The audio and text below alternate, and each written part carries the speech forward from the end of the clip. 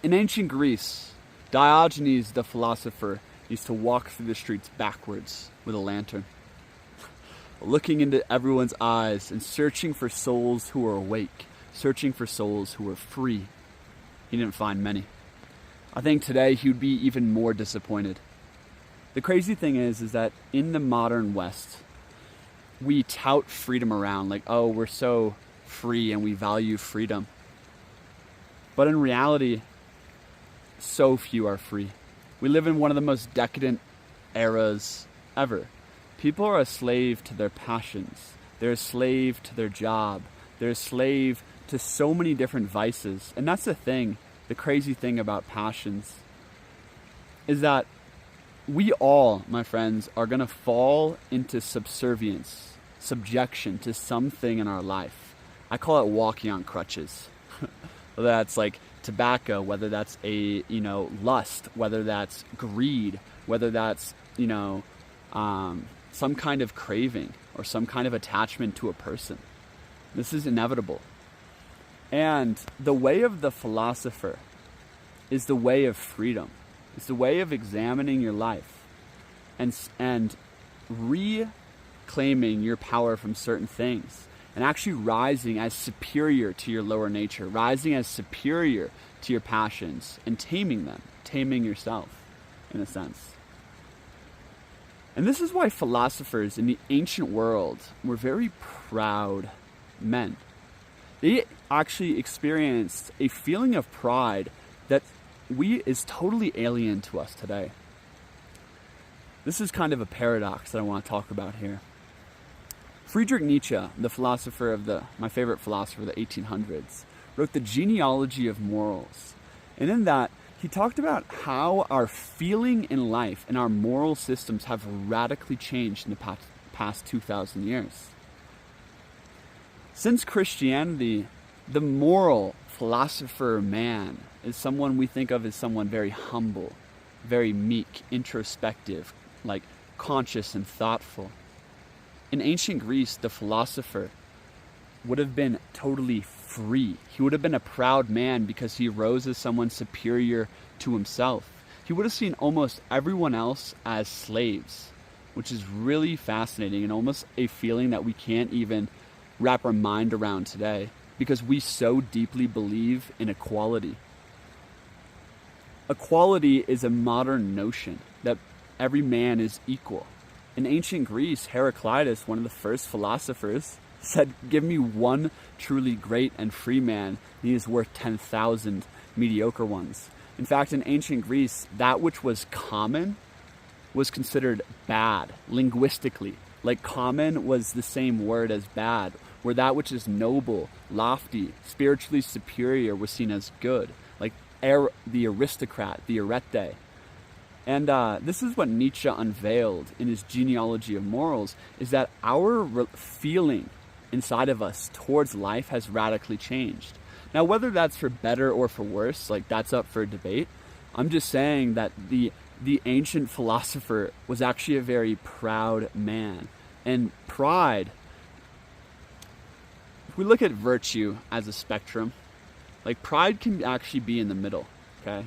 There can be self-hate, there can be pride, and then there can be hubris. And hubris, all the ancient stories and myths of ancient Greece warn against hubris, of flying too high towards the sun like Icarus and trying to be a god and having your great fall. And it's interesting, people like Alexander the Great, Alcibiades, these great individuals were so far beyond the modern conception of what pride and excellence could look like in a man, but also displayed great hubris and had a great fall. Check out Nietzsche's Genealogy of Morals. I think there's a lot more I could say on this, but our relationship to how we feel inside of ourselves is so totally alien from how ancient man felt inside of himself. And we moralize this instantly. When people hear this, they're like, oh, they were more evil back then. They were more evil back then, but they were also maybe superior, which is fascinating. They were more in touch with their instincts. They didn't have this self-consciousness that was at war with, oh, I'm proud because I overcame this thing. It's like now modern man is all weak and tied up inside of himself and constrained.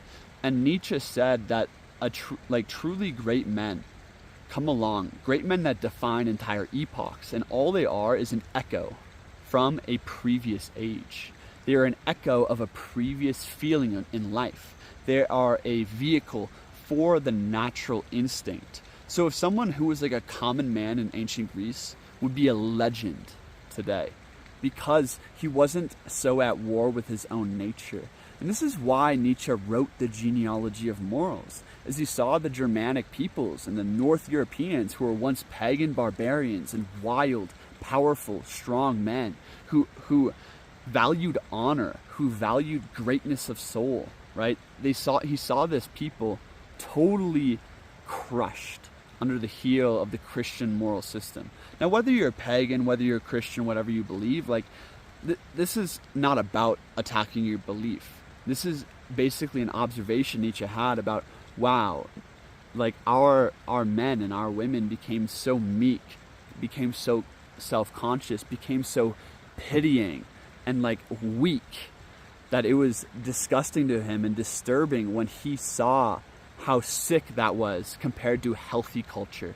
And a healthy culture is where man is not at war with his instincts, but learns to integrate his instincts, where he is actually physically and spiritually fully alive and not at war with himself. And we live in this age of great repression where we think we can consciously repress all of our instincts and all of our unconscious mind and all of these things. But in reality, we actually need to work with that shadow, work with that unconscious mind, and integrate those instincts. We have to let our passions loose, go through the inferno, and then tame them. That is actually how you become the individuated one, or the philosopher. Is not suppressing everything, but letting it loose and learning to rise into a lofty, superior place, to tame it all, to be a vehicle of transcendence like that. And I think that's where the pride of the philosophers come from. It's like once you are free from every passion, perhaps pride remains. Interesting paradox. I'm not saying to be, I am saying, have a little bit of pride again, Be proud of yourself. I don't think that's such a bad thing. It's a bad rap today. Anyways, hope you enjoyed this video. Let me know if you want more like this. I'm Christian. If you want to join the men's group, the men's academy, link in the description below. We have philosophy circles, accountability circles. It's a great time. I'll see you over there. Peace.